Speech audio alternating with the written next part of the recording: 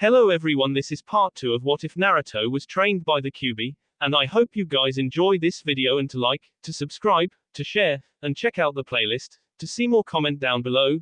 Now let's start the intro. They call me a god. They call me a god. They call me a god. Join my membership, the perks are great. It's in the description. Be sure to like and subscribe, it gives me more motivation. Enjoy. 6 years later. For the past 6 years, there was an air of peace inside the Hidden Leaf village. Citizen and shinobi alike seemed happier and more at ease, knowing that the darkness that was the Kyuubi wasn't still lurking in their midst. Little did they know the village's darkest secret, and most vile possession was about to walk right back into their village, just as he had walked out of it all those years ago. Northern Gates. Walking along the dirt road headed towards the gates of one of the most powerful villages in the world, a shinobi could be seen. Nothing much seemed out of the ordinary about him. He was fairly tall, his silver hair spiked in such a manner that seemed to add almost a full half-foot to him. His lazy walk indicated his lack of motivation to do anything, or the fatigue of a mission he had just completed. The oddest thing was, however, that he was walking while seeming to keep his eyesight completely focused on a little orange book in front of his face. And if one were to listen intently, one would hear perverted giggles coming out of the man every so often. The other strange thing was his face. It was almost completely covered, partly by his headband, which could be considered strange on its own. He wore his shinobi headband angled diagonally, fully covering his left eye. The rest of his face, save for his right eye and upper right cheek, was also covered by a shinobi mask, used to hide the identity of the user. Coming upon the gates, the man could hear the 2 gate guards complaining about their jobs. Not having much to do himself, he simply waited and read until the pair noticed him in the large archway. After a while the bickering finally ended and the 2 guards noticed the guest, still lazily waiting for them. "Ah, Kakashi-san, you're back from your mission, I see. Wow, even knowing it's you, I still expected you not to be back for another week at least. How did it go?" Izumo spoke, knowing Kakashi from a few previous missions they were on together. "Yo. Can't really complain. It was a rather simple A rank. A bunch of bandits and Ronin were trying to terrorize a town which is under the protection of Konoha, so I dealt with them." He responded lazily, not taking his eyes off his precious book. "Ah, not surprising from the copy ninja himself. Well, I won't hold you any longer. Welcome back." Kakashi simply nodded to him and walked nonchalantly into the depths of the village. Once out of range of the guard house, Kakashi jumped to the nearest rooftop and set his hands in a familiar sign, before a puff of smoke engulfed him and he returned to his true form, the form of Namikaze Uzumaki Naruto. Naruto sighed and shook his head. That was far too easy. Oji-san needs to put some better genjutsu-oriented guards at the gates. Not like it would have made a difference, Naru-kun. You know, only Dujutsu users, and those with certain Kekkei Genkai, bloodline ability, can sense this jutsu, while only other demons have the ability to dispel it. A muffled voice from within the recesses of Naruto's jacket answered. Naruto smiled warmly and unzipped his jacket to allow a little fox to climb out and jump on his shoulder, wrapping its tail comfortably around his en. The little fox yipped and licked the man's cheek before resting its head against his en. He scratched the fox behind the ear, making it lightly purr. Hi, right as usual, Natsu-chan. Guess it's time to see the old man. H has probably been worried sick, he finished with a bit of guilt obvious in his voice, before bounding off to the Hokage Tower. Hokage Tower. Damn this paperwork. Minato, I swear, even if it wasn't for the protection of the village, you'd have still used that fuinjutsu just to get out of any more of this damnedable paperwork. Sarutobi grumbled loudly, from behind his paper-littered desk. TSK, never thought I'd hear the Hokage whine about his job. It's quite unbecoming of a leader NE. A voice teasingly scolded out of seemingly everywhere inside the office. Show yourself. I know where you are. I just don't know who you are. And if you are good enough to sneak into this office without setting off any alarms, then introductions can wait, since I don't believe there will be a need for them in a few seconds. Sarutobi said, already in his best defensive stance he knew, since he didn't know how powerful the enemy was, so going on the offense wasn't the best course of action right now.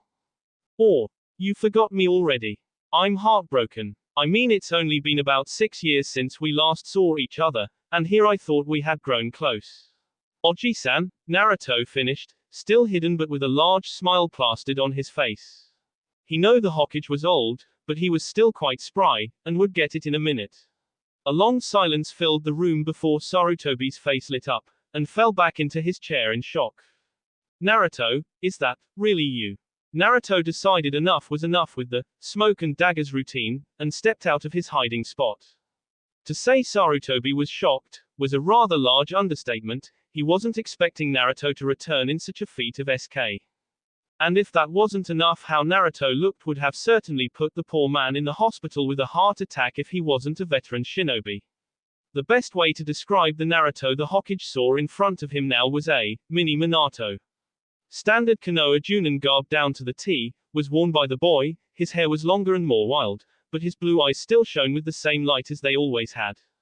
Kami-sama, Naruto, you look just like your two-san, only shorter, he said, chuckling when the boy's eyebrow twitched at the mention of his height. By the way, Naruto, who is your sleeping friend? He asked, noticing the little fox asleep around on Naruto's N. Naruto smiled, while once again scratching the fox's ear, getting something akin to an animalistic M from it. She is my dear and close companion. She's been with me ever since I left this place 6 years ago. By the way, Oji-san, do you mind sending your Anbu out of the room? I didn't go through all this trouble to get in your office undetected to have them listen to what I have to tell you alone. Yamato-san can stay, however, since he was my sensei for however brief it was, he requested with a knowing smirk. Sarutobi smiled at the boy, who seemed to simply be nonchalant about everything, while just paying attention to his little companion. The Hokage snapped his fingers and a squad of Anbu made themselves known. They all bowed and left through the door but one, leaving only the three. Gomen, Naruto, but you have to understand that it was necessary just in case the Kyuubi was still in control of you. Though in my opinion, if it was, the village wouldn't still be standing, and I'd be in trouble. Save for you and a few others, you're correct, this village would be rubble. The fox thought, making Naruto chuckle lightly. Well, since the topic has actually changed to why I'm here, might as well get to it. But first I want to explain a few things about the Kyuubi. Firstly, there was a very good reason why it attacked the village 12 years ago. Secondly, while you are correct that the Kyuubi isn't controlling me, the fact of the matter is that Kyuubi had never controlled me at all. I left at my own discretion, and it was actually Kyuubi that was my sensei while I was gone. The final thing, because of this seal's purpose other than containment, who you see before you isn't the real me. Oh, and the Kyuubi is a woman, hence why I never said him or he. He finished, rapidly went through a short series of hand seals, while the little fox jumped to the floor right next to him. Kai, release. He spoke before a large plume of smoke surrounded both him and the fox. The smoke soon dissipated, and both Yamato and Sarutobi were speechless, their mouths hanging open at the sight. Instead of a teenage Naruto standing before them, there were now two people who looked to be around their late 20s or early 30s. The man on the right was rather tall, and very handsome. He had an athletic-looking body, his toned muscles not overly huge but still quite visible, only slightly straining the fabric of his shirt and pants. He was wearing official Konoha shinobi attire, although the color scheme was obviously his own. His flak jacket was a very dark orange with the Namikaze family seal on the back and was open in the front. His pants, shoes, and short-sleeve shirt all black, with two kunai holsters on each thigh, and his blank shinobi headband strapped to his left arm. He also wore a black mask like Hatake Kakashi does, but he had already drew it down from his face. However, the most dramatic change was the man's physical appearance itself. His once golden blonde tresses now were a dark orange, matching his flak jackets in color. His once ocean blue eyes were now a beautiful dark amethyst, with SS running down their middles. His whisker marks, which identified him as the Jinchuriki of the Kyuubi, were now more pronounced across his face, as were his teeth that were now elongated into fangs and nails into claws. His normal ears were now replaced with orange fox ears with white tips that ended a few inches above where his hair stopped. And if that wasn't odd enough, there were also 5 white-tipped orange fox tails swinging back and forth behind him. To the man's right stood a very beautiful woman, a few inches shorter than him but no less intimidating respectively. She too had an athletic body, but still had very generous curves, along with a rather well-endowed chest. Her garb was quite similar to the man's, only her colors were black and red. She wore an open blood-red flak jacket also with the Namikaze family seal. Her pants, sandals and sleeveless shirt were all black, however she wore no mask to hide any part of her face. Her physical appearance more than the man's, both shocked and put fear into Yamato and Sarutobi, as well as give them both a few lewd thoughts in the backs of their minds despite the situation. She had fire crimson hair which fell to her mid-back, with a few strands falling over her face. Her eyes shone with a deep ruby glow with black SS down their middles as well, both cunning and playfulness easily detectable within her orbs. 3 pronounced whisker marks, and elongated fangs adorned her flawless face. Her claws easily apparent while her hands were resting on her hips in a bored manner. Fox-like ears and 4 swaying tails behind her were also apparent, only they were red with black tips instead of dark orange. The best phrase that could easily describe the two together were, "Sly C."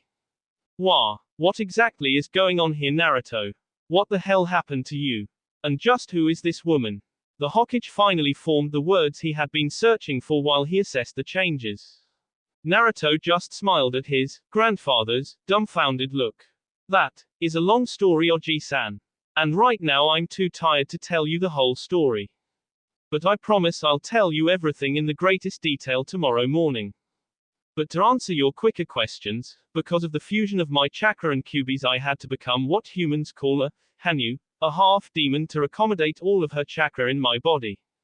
This is my Hanyu form you see before you, and is now my true form.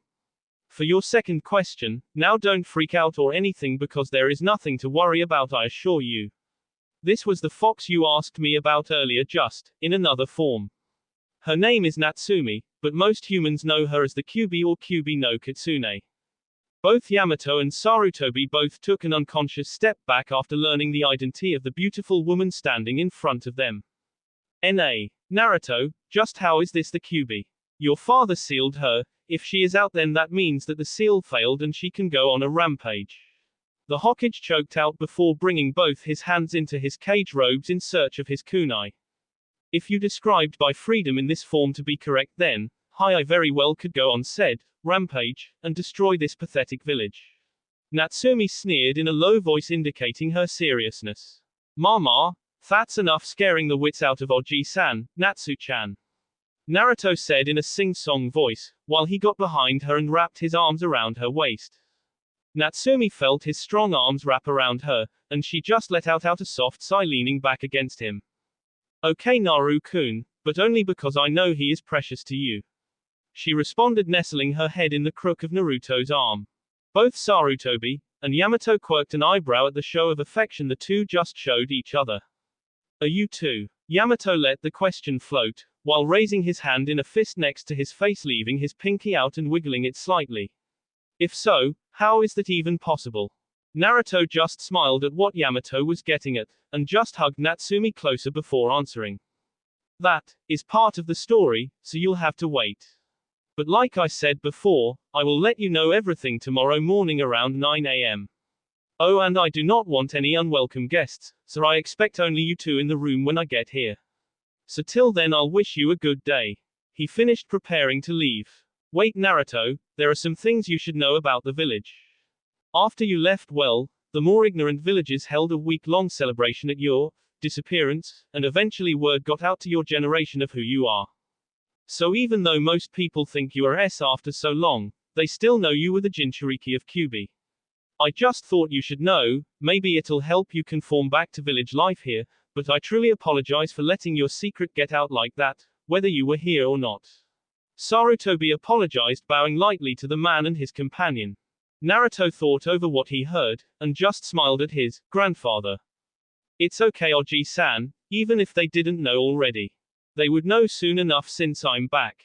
I'm not ashamed or sad to be Natsumi's jailer. It's given me an opportunity to be something I could not be without her, plus she is a great sensei.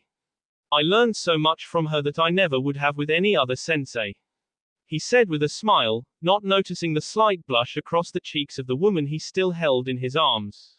But since that fact remains, I will keep up a henge so the villagers don't go crazy over my return yet. Naruto released Natsumi from his GS, went through a few hand seals creating a puff of smoke, and Naruto was now hanged, so his tails were gone, his ears were back to normal, his eyes had normal pupils but still held their magnificent shade of purple, and his mask was over the lower half of his face. His uniform was back to the standard Konoha Junin colors, even the Namikaze symbol was replaced with the red swirl like all leaf flak jackets had. Natsumi was back to her little fox form that she had entered in as, sitting back on Naruto's shoulders, while nuzzling her snout against his cheek. I'll be back at 9 a.m. tomorrow, Oji-san. If you need me before then I'll be at my Two-san's estate. Remember what we talked about and what you saw, doesn't leave this room. Naruto finished, heading towards the door of the office before stopping. Oh right, Anbu, he said seemingly to himself before a purple translucent flame surrounded him, shunshining him out of the office. Rather impressive, Shunshin effect, Yamato-san, what do you think about this development? Yamato furrowed his brow. I think this village will be a lot less quiet from now on if Naruto has come back for certain, especially with what he said he is now. Sarutobi started rubbing his temples from the anticipating days to come with Naruto's return inevitably being spread throughout the village like wildfire. Yes, I can already see the riots starting, he sighed, actually glad to get back to his paperwork to keep himself occupied from thinking about the future. Yamato bowed and left the hokage to his devices, returning to his Anbu duties. Konoha. Naruto was walking down the rather desolate streets of the village. It still being early in the morning, he hadn't thought many people save for shinobi to be up yet, so he had no need to rush around to get to his Two-san's compound. He swiveled his head back and forth, taking in the sights that were new to him since he left, as well as the fond ones that he had missed. His short and quite literal stroll down memory lane was abruptly stopped when Natsumi puffed out of existence after sniffing the air, causing Naruto to lose concentration to his surroundings right when he turned a corner and bumped into someone. Hey, watch where you are going. A feminine voice lowly yelled out. Gomenasai, I wasn't paying attention to where I was going. Here, let me help you, Naruto apologized, crouching down to help her with the bag of groceries that she has spilled during their collision. I should make you pay for all this, she retorted with a sigh, while getting off her butt after landing on it from the fall. They had picked up her groceries without another word spoken or even looking at each other.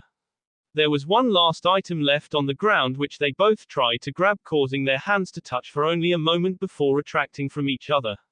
The woman finally looked to the man she had bumped into, only for her eyes to go wide as dinner plates.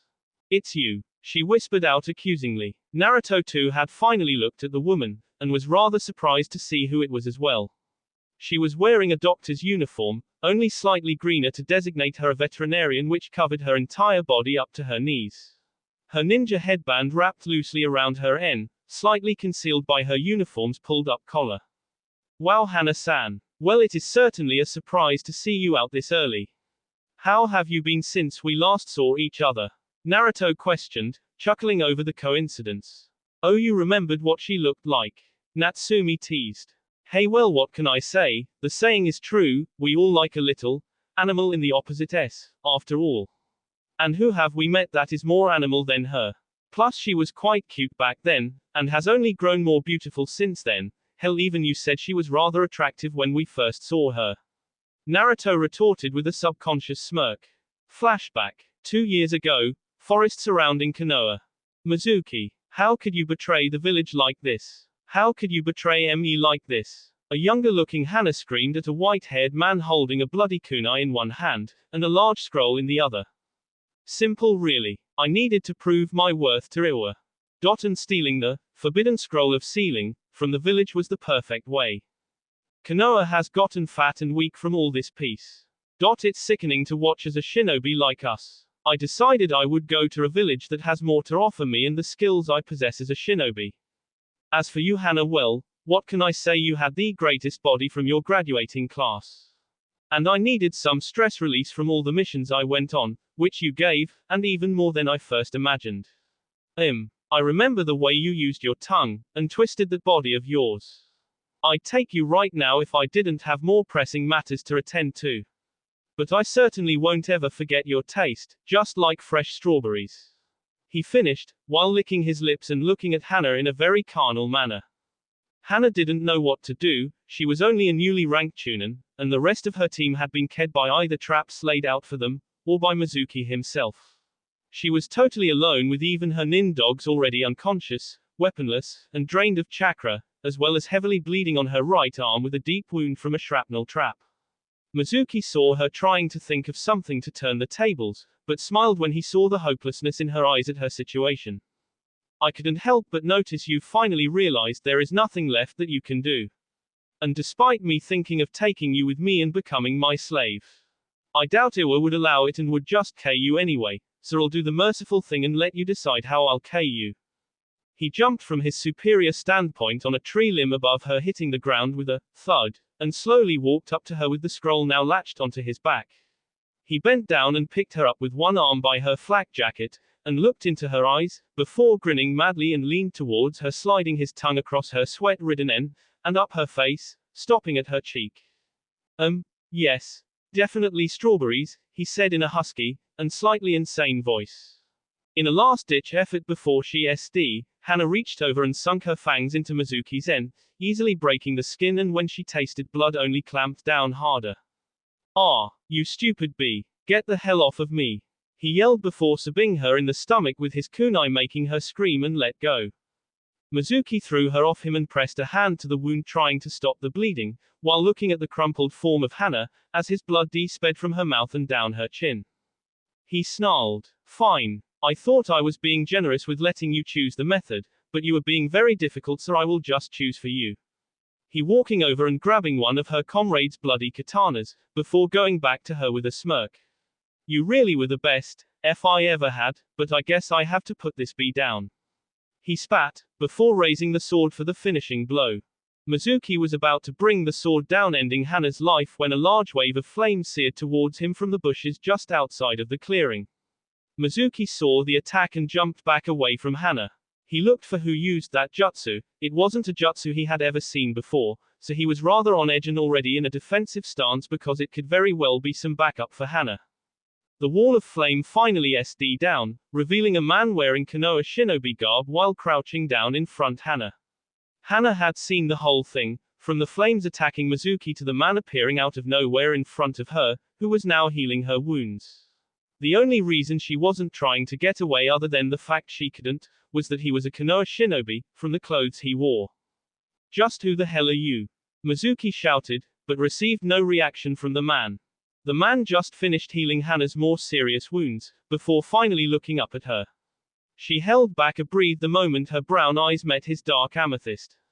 After what Mizuki said about her and the relationship, and the predicament she was in, he had no idea why she was blushing when she looked at this man, but she couldn't lie to herself and say the man wasn't very handsome, or at least what she could see of him anyway.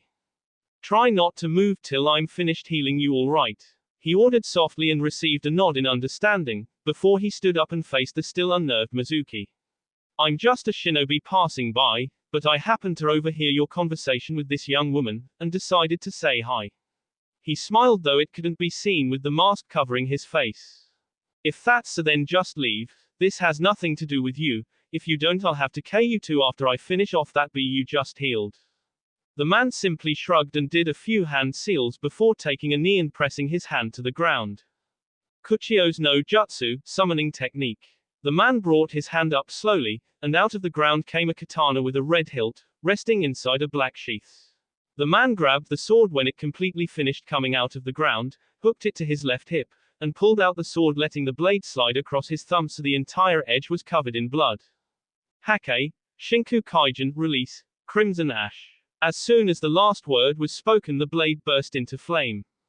No, to be more exact, the blade itself turned into the flame that was now being jutting out of the red and black hilt. The man did a few test swings with the new sword. With each arc, the flames seemed to move and grow, almost like the tail of a comet that followed the Maran flame where the steel blade once was. It then resumed its natural state and size when the sword stopped moving. Mizuki was taken aback at what he had seen. He wasn't one to admit his fears to anyone, but he was scared now, and all three of the people still conscious knew it simple by his body language. Seems I'll have a new sword after this is done as well. He bluffed while smiling the best he could, while hoping the man couldn't sense his apprehension to fight. If you believe you can take it from me, then try, but if I were you, I'd just return that scroll to her and be on your way.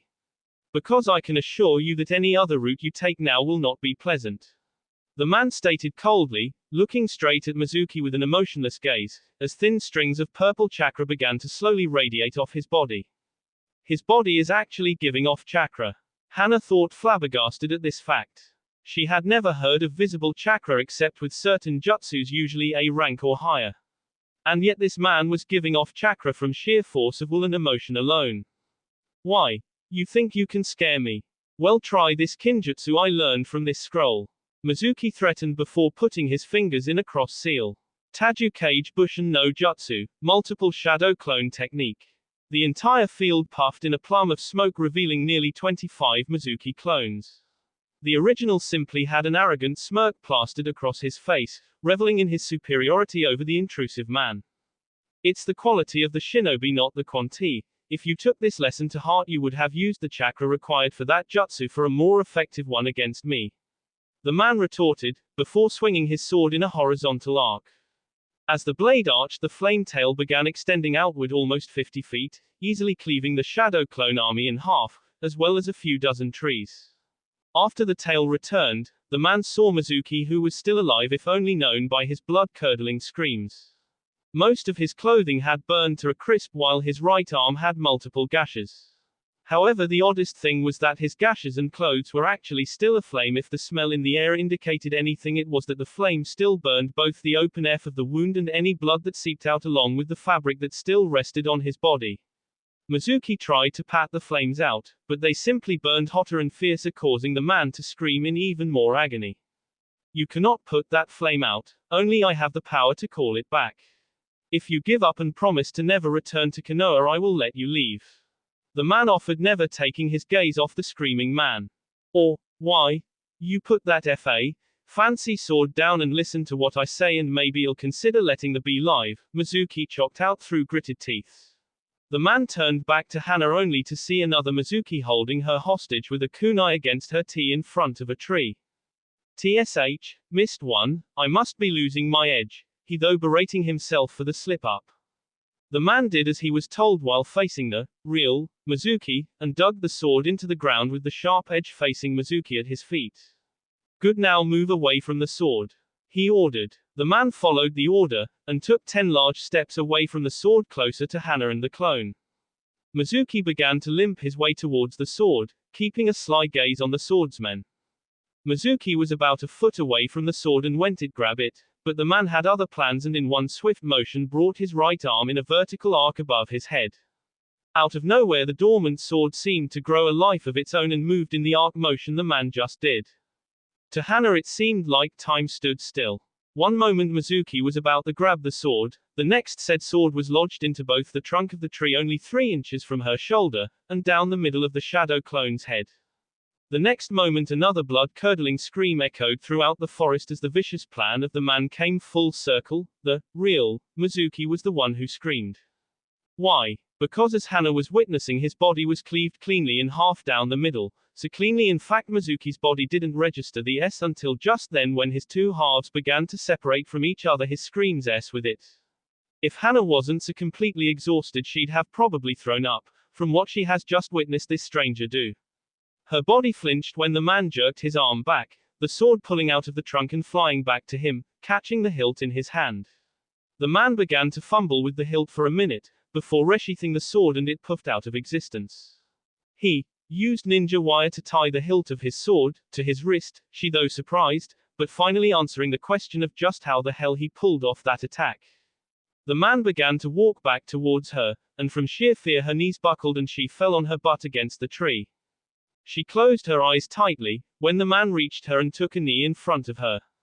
She had no idea what the man planned on doing now, whether it be make her his slave, K her, or the worst thing she could think of. Her. After a few moments nothing happened, but then a warm sensation enveloped her body when a hand gently grabbed her upper arm and another pressed itself against her stomach.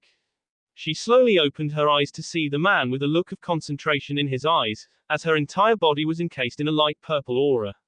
After a few minutes he released his grip and stood up looking down at her. I just finished healing the rest of your wounds, so you should be okay to move around freely. But I suggest taking it easy for a while till you regain enough chakra, he said in a warm tone, a tone opposite of what he was speaking to Mizuki with. He held out his hand to help Hana to her feet. She hesitated for a second before taking it, being pulled to her feet. She took a moment to regain her sanity, before she finally took in all that happened. Her entire team was her nin dog was close enough to it, though she noticed out of the corner of her eye that the man was currently healing him. She is pretty cute, don't you think, Naru-kun? Natsumi asked inside his head with a sly voice, only getting an affirmative nod in response. She just stared at the destruction and havoc the surroundings had taken, not only from the battle of her squad and Mizuki, but also the man's flame attack.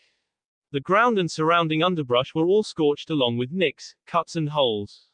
The man came back to her side with her dog in his arms, giving him back to her, and then latched the scroll to her back with some wire. Gomen for your team, but there is nothing more you can do for them. You should go back to Konoha and alert the Hokage about this and to send a medical team to clean this up. The man suggested sadly, before turning and walking towards the denser part of the forest form whence he came. Matt, wait, what's your name? She asked, her voice slightly panicked. If for nothing else, she wanted to at least know the name of her savior to maybe repay him one day. I don't need thanks or recognition for what I did, I simply did what was right, that is all, take care. He retorted bluntly, taking a final look back at her with what she thought was a large smile across his masked face, before he vanished into the forest. Arigato, Shinobi-san, she whispered against the billowing winds before heading back to Konoha, hoping that she'd meet the mysterious shinobi again to maybe thank him properly. Flashback end. Hana's shocked expression reverted to a saddened one when she remembered that day of betrayal and death. I've been okay since then, she answered quietly, images still flashing in her mind. He offered her a small smile, slightly visible through his mask. That's good, you're a strong woman and a steel-nerved kunoichi. It's why I left you on your own back then, I knew you could handle yourself after I healed you. And I knew what happened wouldn't keep you down for long. Hana blushed slightly for the compliments, as they both stood up after getting all her groceries back in her bag. Gomen, about yelling at you before. Quite alright, Hana, I should have been paying attention to where I was going. Was completely my fault, he said, putting a reassuring hand on her shoulder. I assume you are walking home since you have groceries, would you mind if I walk you home? It's the least I could do for bumping into you and delaying you. He offered kindly. I appreciate th gesture, but no need really, my house is right here. She answered, turning her head towards the rather large house with the Inuzuka clan symbol above the doorway they were currently standing in front of. Ah, hey, alright then, well, I've delayed you enough, I think, so I'll let you get inside. Be safe, Hana, I'll probably see you around. He finished taking his hand off her shoulder and began walking. Wait, please. Tell me your name, you left me without one for 2 years. I would like to know it this time. Hana shouted, shrinking slightly at how loud and panicked she sounded. Naruto turned to her, a small smile on his face as he got into a thinking pose with his pointer finger tapping his chin. Well, let me ask you first, what do you think of the demon boy Uzumaki Naruto who disappeared from the village 6 years ago? In a flash after he finished his question, he was being painfully pressed against the gates of the Inuzuka's property, by a feral-looking Hana with a kunai pressed against his teeth. Her eyes shone in an almost uncontrolled rage, her fangs gritting so tightly you'd think they would have chipped from the pressure. Don't you dare call Naruto that ever again, do you understand me? Naruto is not Kyuubi, he is just a young boy who had the unfortunate fate to house the most powerful biju know to exist, he is our savior, not a demon. And I don't care even if you did save me back then, I swear to Kami-sama I will take great pleasure in skinning you alive and feeding you to my nin dogs if you call him that again in my presence, do I make myself clear? She growled out, making her point known by making a small cut across Naruto's en and mask, drawing a few drops of blood. Wow, she is quite protective of you, Naru-kun, and if memory serves you've never even met her before that day. Hey, she'll be a bit embarrassed once she finds out that she is attacking the very person she is trying to protect. Natsumi said with a chuckle. Hi, you're telling me, though now I'd like to know why she is. You were right, I've never met her before that day, so I don't know how she knows me or why she is acting like this. Though she certainly went up a few pegs in my book of people I like. He thought back with a smile. Okay. Gomen, I didn't know people even still liked him, and even more so since he left. I won't call him a demon again, I promise. Hana looked into the man's purple eyes for any indication he was lying but found none. She slowly released her grip on his flak jacket that held him to the gate and her kunai before taking a few steps back from Naruto. Hi, well, there are, my family and I will always be loyal to that boy no matter what. So don't go spewing nonsense about him that isn't true. She answered before a shout broke the tension. Oi, people are trying to slay. Oh Hana, it's you, what are you doing out here? A woman in a red kimono shouted after just emerging from the Inuzuka's porch. Oh, and who is the man there? She asked, just noticing Naruto against the gate. Gomen-ka-san, I was just coming back from the vet's with groceries when I bumped into my friend here. Hana said with a flush across her cheeks from embarrassment. Oh, well, get you and your friend inside so you can continue talking without waking up the neighbors. I get enough complaints from them about the kennel, I don't need any from my kids too. Chum said in a stern voice, while eyeing Naruto. Finally, after 2 long years she is finally talking to men outside of her team. Hopefully this may lead somewhere, she needs the companionship, especially after what Mizuki did to her. She thought as she watched her daughter and young man enter the house. Inuzuka compound. Naruto strolled inside the house of the Inuzukas only to have his sense of smell attacked with the essence of dog. The house, he noticed, was surprisingly large compared to how it looked from the outside, but still held a homely feel to it. From the entrance there was the kitchen to the left, a living room to the right, while going straight led to some stairs leading second floor, presumably the floor containing bedrooms and bathrooms, and if you went past the stairs to the left, it led to, if the sound being any indication, the kennel Chum mentioned earlier. Naruto couldn't quite dwell on the finer descriptions of the house, because Hana's mother began to push him deeper into the house and into the living room, where a small oak table stood in the middle of the room.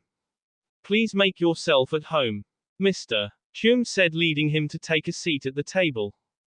Truth be told, I'd like to talk to both of you if you wouldn't mind. There is something I have to ask you, before I introduce myself. Naruto answered, trying to change the subject of introducing himself.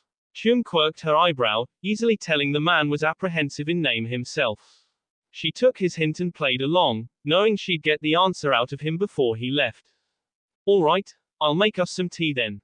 Naruto let out a soft sigh, thanking God Hana's mother had dropped the question, for now anyway. He looked around the room slowly, noting a few things, such as family pictures and the like. He smiled softly, seeing a picture of Hana smiling with her nin dog companion, which looked like it was taken after he had saved her. I'm glad she was alright after all, he thought to himself, before Hana's voice knocked him from his current thoughts and into a set of brand new ones when he looked in her direction. Naruto's eyes widened slightly, when he saw Hana enter the living room. She had now abandoned her loose-fitting uniform, for a snug short-sleeved black t-shirt with, "Can't touch this Alpha B," in white lettering on the front that showed off her rather sizable bust, which he failed to notice from previous meetings, and black shorts stopping halfway down her thighs to give him a very generous view of her long and toned legs. Her hair, which had been prior to then bound in a ponytail, was now freely flowing down to her shoulder blades behind her, with her headband resting nonchalantly just under her collarbone. Wow. Calm down there, Naru-kun. Natsumi teased, but still, well, is right. Didn't think she was packing that kinda heat under the Chunin vest or doctor's uniform, did you? She teased even more. Quote. Naru-kun. Natsumi asked, snickering lightly at the man's lack of attention. Quote. I'm just glad I have this mask over my face, and table in front of me, he finally said. All he could now hear was Natsumi's full-blown laughter in the back of his mind after his statement. Hi. I doubt she'd be as entertained as I was when you first saw me, if she saw those reactions from you right now, she responded through giggling fits. Did you even hear what I said? Hana asked, her brow twitching slightly at noticing the glazed-over look in his eyes as she talked to him, after she grabbed a seat at the table. Before Naruto registered her question, she noticed an odd scent in the air floating around him. At first she couldn't place it, but it soon clicked, and she was none too happy. even if a slight blush adorned her cheeks and what it meant.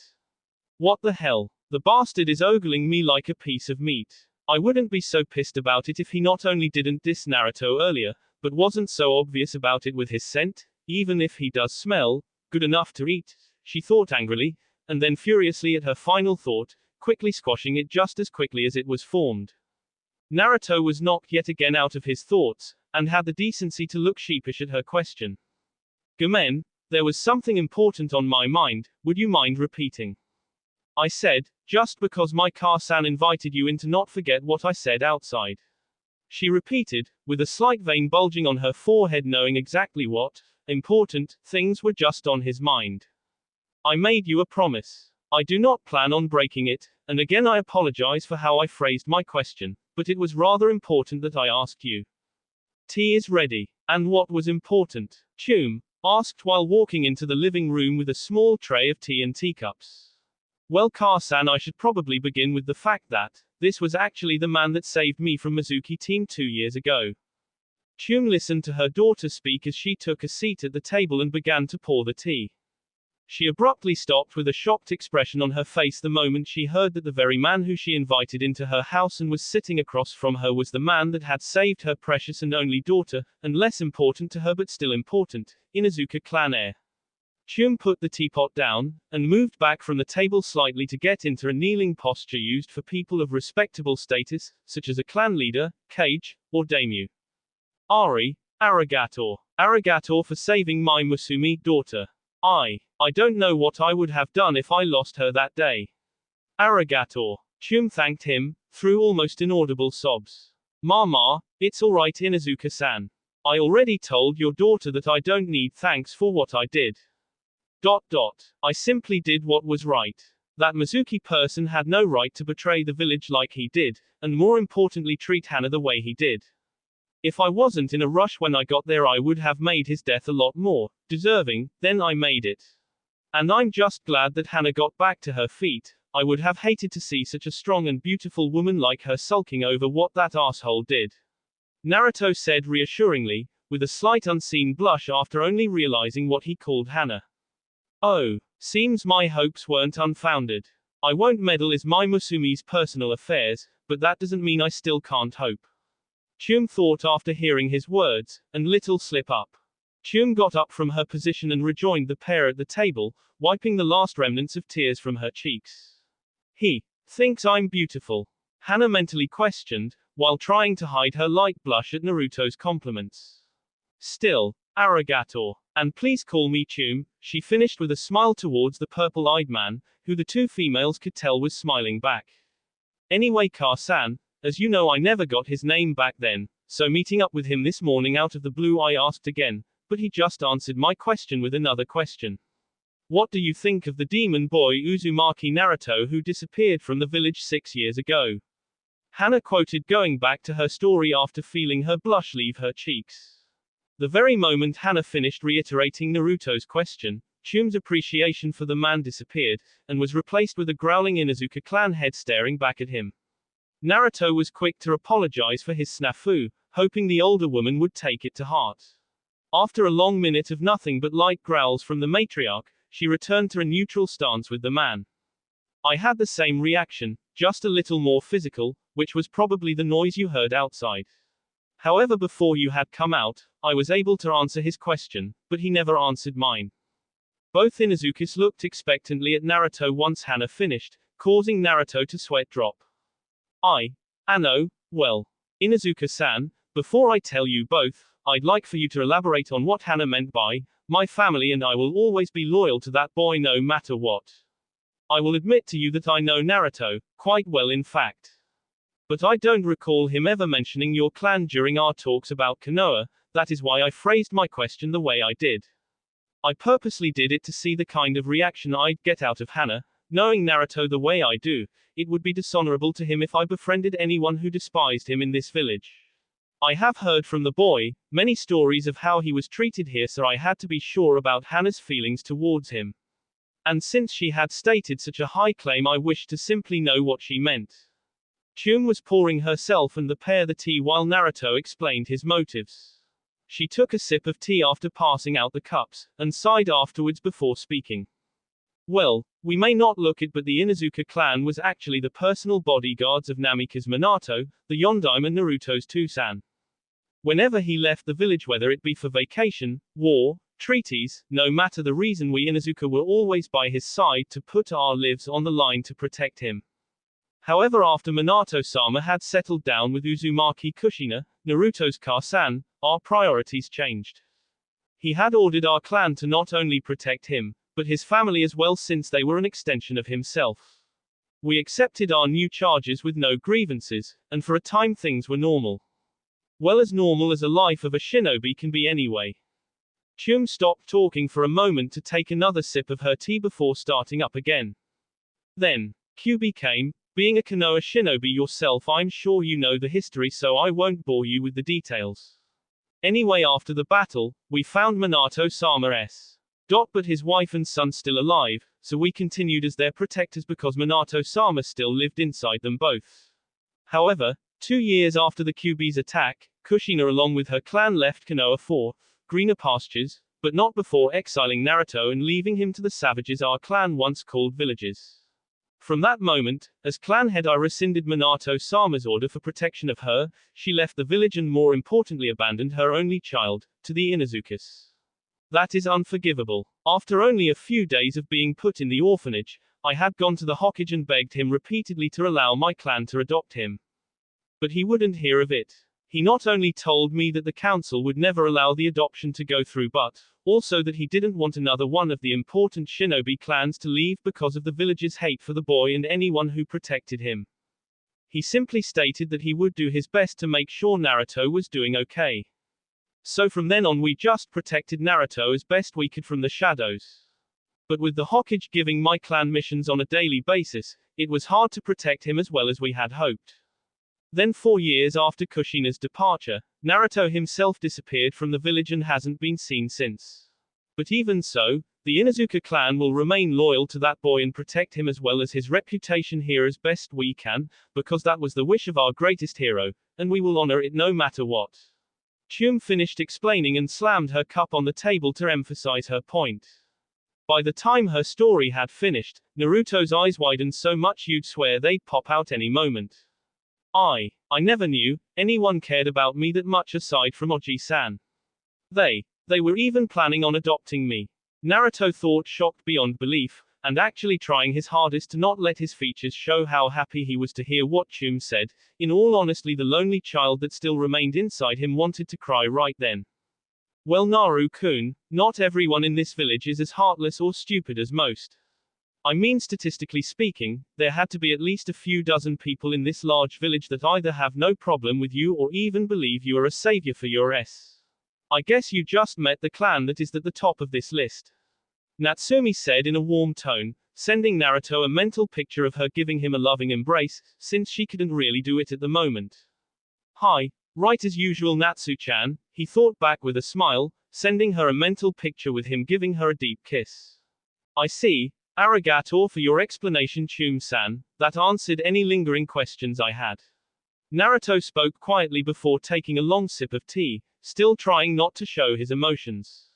A quick silence rose in the room, the sounds of sipping the only break from it. Hana had watched Naruto the whole time while they listened to her mother's story, and saw a myriad of emotions play through his eyes. She had wanted to question him on several occasions as to why he was reacting so deeply, but decided to wait. However, the silence was getting to her. She had so many questions, and if she didn't get them now, she would probably explode. Okay, so we answered your question, now answer ours. Who are you? And how do you know Naruto? As well as, can you tell us if he is alright at the present time? Should I tell them, Natsu-chan? After that story, I think it's only right, Naru-kun. Other than the Hokage, I can't imagine a group more deserving to know everything that's happened to you than the Inuzukas. Especially after all they did for you and your Tusan. You're right. Oh, do you want to stretch your legs a bit? Sure. Kage Bushin is fine. Naruto noticed after having his inner dialogue, that both women were starting to get impatiently. He whispered his apologies for the wait, took a sip of tea, let out a deep sigh, and cleared his tea before beginning. Well, I can answer your questions, but in the opposite order you asked them. If that's all right, he asked, getting a confused nod from the female pair. Naruto is perfectly fine right now, he is healthy and is actually training in the shinobi arts. And if I may say, he is quite good, but that's besides the point. Your last two questions I can actually answer at the same time. I know Namikaze Uzumaki Naruto because. He paused his sentence, and went through a set of hand seals, before a puff of smoke shrouded his side of the table. Quote. I am Namikaze Uzumaki Naruto. He finished, as the last of the smoke disappeared, leaving Naruto in his true form, and Natsumi next to him, while both Inuzuka women gawked at who they were looking at. What the hell is this? You aren't Naruto, you look nothing like him. Chum shouted, jumping from the table into a defensive stance, her nin dog coming out of nowhere to her side ready to fight. Hana herself was simply too shocked at the person sitting in front of her to even move at first, but then came to her senses and jumped towards her mother. Please wait. I really am Naruto, just give me a minute to explain. I can prove I'm him. He pleaded. Hana just stared at the demonic-looking man, searching his eyes for any inclination of deceit. She just stared into his purple orbs, almost hypnotized by them, as she stared. Something in the pit of her stomach pulled on her brain. She wasn't sure why, but it was simply telling her to trust what he is telling them. And ever since Mizuki's betrayal, following her gut instinct has gotten her out of a lot of situations that could have cost her her life. After a moment of inner debate, she released her stance and stood upright, letting out a soft sigh. Ka-san. I believe him. Chum only took a split second to look in her daughter's eyes, and knew that it was her gut that told her to believe him. She took a long angry look at Naruto, before releasing a heavy sigh and standing from her stance as well. You have 1 minute, Naruto, she spoke, almost growling out the name. Naruto mouthed a silent, thank you, to Hana for diffusing the situation, before letting the women get back to their seats at the table. Ano, well, I somehow doubt words will prove my heritage, so a technique only a select few including my father could know, of which I'm sure you'll recognize.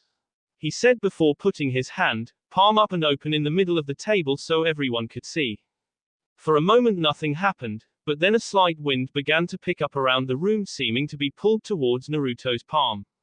Soon after, the wind picked up even more, and in his palm an almost marble-sized translucent purple ball of chakra formed. The wind picked up slightly more when the ball increased size exponentially, to cover up most of Naruto's still opened hand. As the winds SD down, the last bit of swirling chakra entered the ball, finishing the summoning of the jutsu. Ra, Senator, Gan. Chum spoke through shocked breaths, from not only not seeing this jutsu after so many years, but that this man really had learned and mastered it. Hana had only heard about this famous jutsu from her family, gossip, and historical records of the Yondaime Hokage. However, seeing it merely inches from her was mind-blowing. To her the jutsu was beautiful. The swirling winds inside the stable ball looked like the winds were dancing together. If she didn't know just how dangerous the jutsu was, she probably would have been tempted to touch it, but it wasn't one of the Yondaime's signature moves for nothing. Naruto looked at the two sheepishly. Well, I hope this proves to you who I really am. Because of your clan's history with my two-san, I'm sure you know that jutsu can only be learned by a select few people. Those being any of his bloodkin including myself, or an Uzumaki because of their Kekkei Genkai and his marriage to Uzumaki Kushina.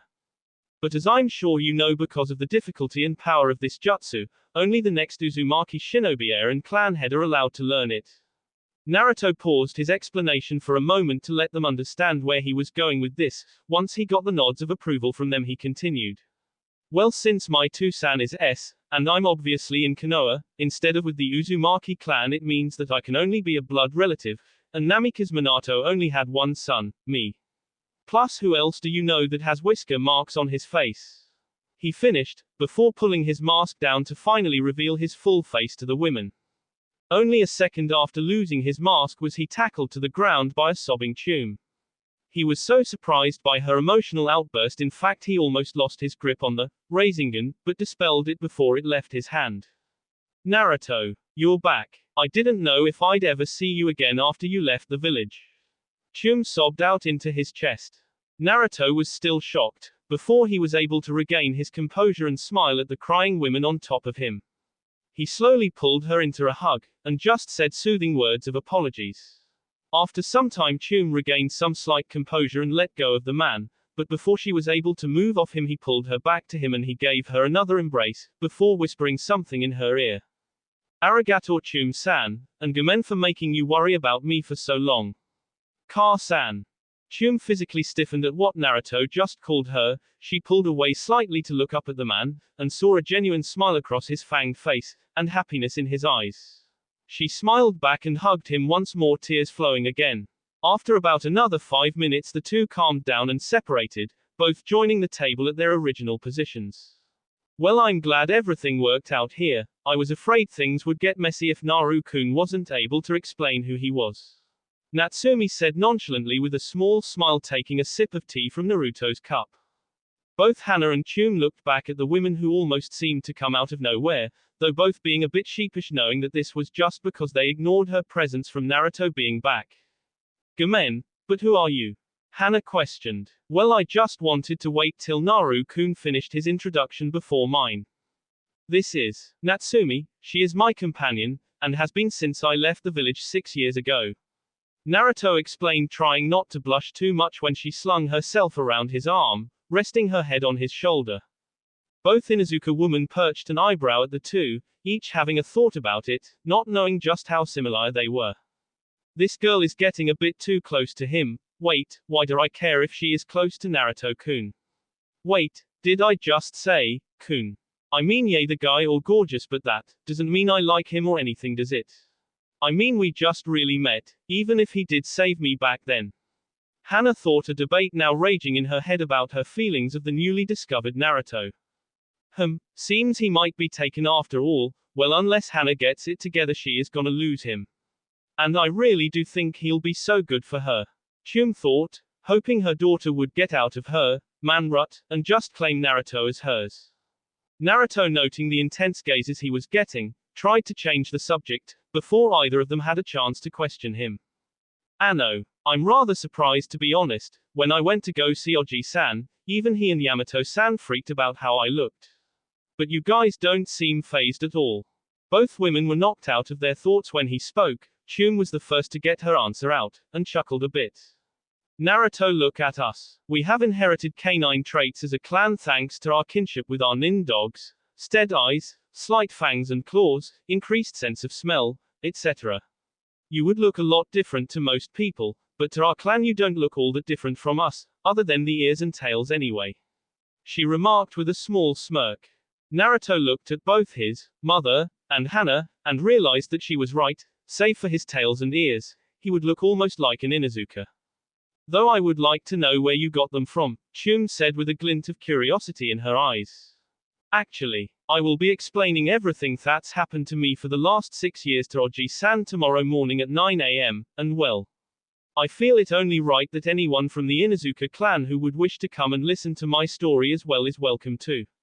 He responded with a smile.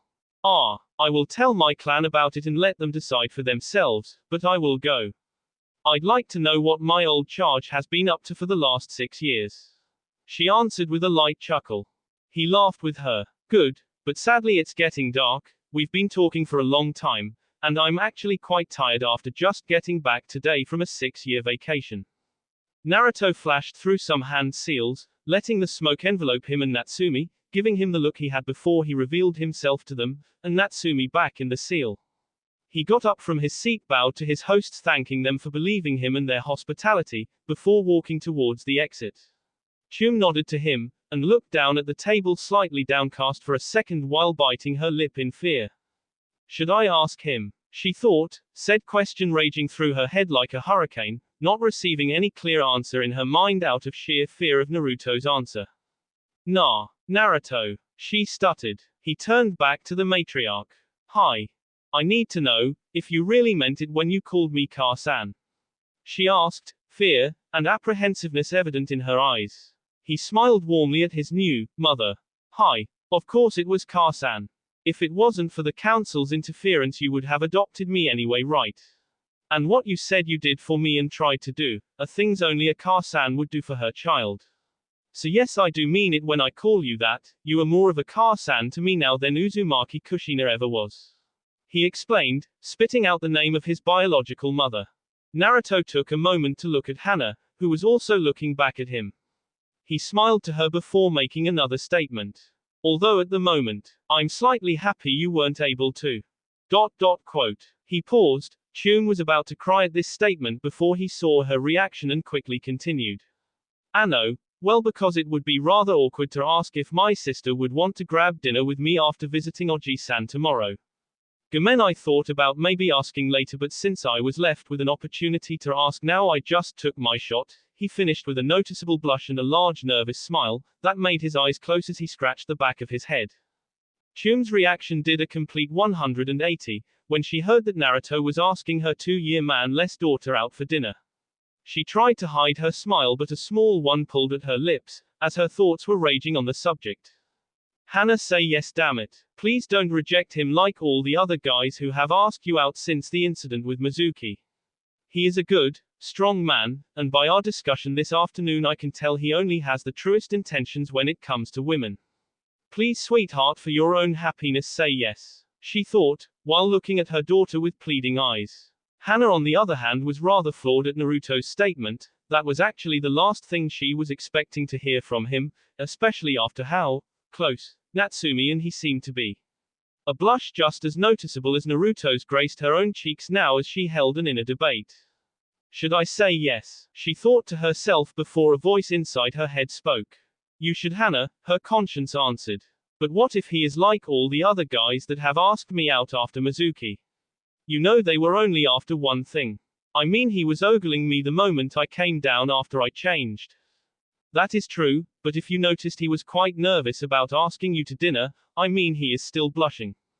Guys only trolling for a quick romp, act confident the whole time, because even if you say no, they will just go to the next girl in line. That's true, but what if? No, but woman. Her conscience harshly interrupted her. Hana, Naruto is a good man, a bit strange, but he is a strong, kind person, and will treat you right if you let him in your heart. After the talk at the table, you know he wouldn't dare harm someone who lets him close to them or he lets close to himself. Hana, you need to get past what happened with Mizuki team, and try to find happiness, and I believe Naruto is the man that can give you the greatest happiness you'll ever know. Plus, you know he has the hots for you already after his reaction to what you came into the living room wearing. I mean, any guy unless they were gay would have had the same reaction when you came in wearing that. You can't very well blame him for being sorely attracted to you. And more importantly, I already know you find him, how did you put it before, good enough to eat. I saw your thoughts about him when he fully dropped his henge too. I don't recall you ever trying those positions you had Naruto starring in, even with your longest boyfriend Mizuki, as much as I loathe to mention him again. Just give the hunk a chance. Her conscience finished in a teasing voice. Hana had the decency to but also heavily blush while she thought about what her conscience said, and after a few moments decided that after all that's happened it was right. After all, Naruto had protected her from Mizuki with his life, not even knowing her, so just imagine how he would treat someone that he is close with. Okay, she concluded. Agreed. Hi, Naruto-kun, I'd love to have dinner with you tomorrow. She finally answered with a warm smile. Hey, all right then, he said, just barely holding in his happiness that she said yes. If you aren't at the meeting, I'll pick you up here at 7 p.m. okay? He waited to let her nod affirmative before continuing. Okay, well, I'll be off then. I'll see you tomorrow, Ka-san, Hana-chan. He said with a wide smiling before leaving the Inuzuka compound. Hana blushed at the chan suffix he added before leaving. She got up from the table and headed towards the stairs and her room, before being delayed by her mother. Hana, I'm glad you agreed. It's about time you got a good man in your life after that last one. And I'm definitely sure that Naruto is a good man, and if things happen to get serious later on, I'm just as sure that he will make you very happy. Hana just smiled happily with a full blush reddening her cheeks before nodding and continuing up the stairs. Not even one day back, and H has already turned this house upside down. He had me crying my eyes out from everything. Me crying. Not only that, but he also melted my daughter's frozen heart, and is making her blush so red it could make a tomato jealous. That man is something else. I'm really happy for you, my Musumi. Chum thought as she shook her head with a smile, while heading into the kitchen to make dinner. Namika's mansion. Naruto just entered his father's house and immediately went to one of the many bedrooms, after deactivating the blood seal surrounding the mansion. He quickly dropped his henge, and summoned an unhinged Natsumi who without a step launched herself at him, grabbing him in a deep kiss. Well, that was a rather interesting first day back now, wasn't it, Naru-kun? She spoke with her arms around his and his around her waist. Sure was Natsu-chan, and I'm just glad it all worked out in the end too, especially during my discussion with Hana-chan and Ka-san. I still can't believe they cared about me so much and I didn't have a clue about it. He answered, pulling her so there was no space between their boss any longer. Well, I'm just glad there are people still loyal to the Yondime's wish after so long. She retorted, before leaning up and giving him a short kiss, while caressing his whisker marks with her thumb, causing him to take in a sharp breath and physically quiver from the touch. Forgot just how sensitive your whiskers were. Normally I'd take full advantage of the situation, but I can tell you are rather exhausted after today, so I'll make a rain check for later my Foxy-sama. She cooed in a seductive voice, before softly sucking on and Ming against his bottom lip to emphasize her intentions, causing him to quiver even more from her touch. Naruto's eyes closed at the feeling, a small groan escaping his tea, but before he could enjoy it more she stopped. He opened his eyes from the lack of contact to see her on the bed in a submissive but lying back position with her four tails spread across the bed, garbed in only a see-through red nightgown that didn't leave much to the imagination, with a coy smirk. Kami-sama. I'm just glad she is wearing something underneath that, he thought, noticing her bra and panties while a DS of blood fell down his nose. I heard that, Foxy-sama, she mentally cooed back to him, while her smirk only growing wider. And Gomen, but that rain check includes little Foxy-sama too, she ordered while pointing at the increasing bulge in his pants. I'm going to get you back for being so evil, you know that, right? He questioned with a mischievous smile while undressing himself. And I still don't know how you change so damn fast. He chuckled, shaking his head playfully, now clad only in his boxer briefs and black t-shirt. Trade secret, Naru-kun, she said with a pompous smirk. Plus, why shouldn't I be evil, when I so love it when you try to get me back, Foxy-sama? She finished with the tip of her finger barely in her mouth, with a coy and sea expression on her face. Naruto just shook his head at her antics and got into the bed with her. They quickly wrapped themselves up in each other, with their tails wrapped up too, acting as a soft, furry blanket, before kissing each other deeply. Night, my Shinku Kiseki, Crimson Queen. Night, my Foxy-sama. They both fell into a deep, peaceful sleep, wishing that morning wouldn't come too soon. Morning, Hokage's office. It was almost 9 a.m. inside the Hokage's office, where Yamato and Sarutobi sat patiently waiting for Naruto, when the door to the Hokage's office opened. Ah, Naru, oh, Chum-san, Hana-san. What are you two doing here? I know neither of you have any missions today.